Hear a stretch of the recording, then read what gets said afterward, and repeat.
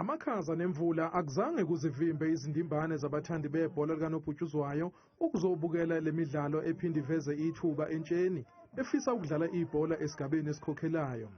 Abadlali bakhona abadlali abane-experience kakhulu, bahlala badlala right through wonke ama-team makafuna ukuthatha ama-player athatha khona la ekhaya. No, kwamanje labafana laba abadlali the way kufanele badlale ngakhona, italenti lona likhona ukuthi nje omunye nomunye ufuna ukuthi kubonakale yena.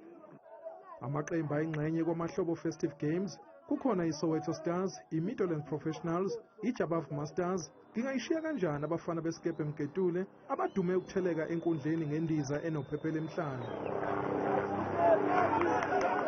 Namuhla iSoweto Stars idlulele phambili kuma-quarter finals iguqisa iMeadowlands Professionals ngamagoli amathathu kwelilodwa. Sizosijabule kakhulu, i-3 points bibaluleke kakhulu for thina. Njengoba swinile sesime ku-6 points, number 2, number 1 is-leader ngamagoli, so yeah, ngijabule kakhulu. Disappointed ngokuthi siphumile etournamentini, iyaqala ukwenzakala kanje le ndaba le, so angikho happy ngale ndaba, but everything may right from build up attacking phase, everything may right, but fika phambili sihlulekile.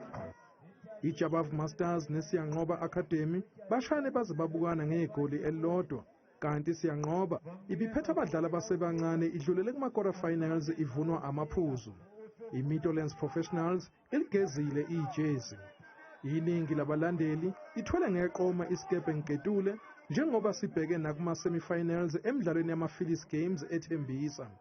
Umdlalo wamanqamu Kwamahlobo Festive Games uzoba mhla ziyisi-7 kuMasingana.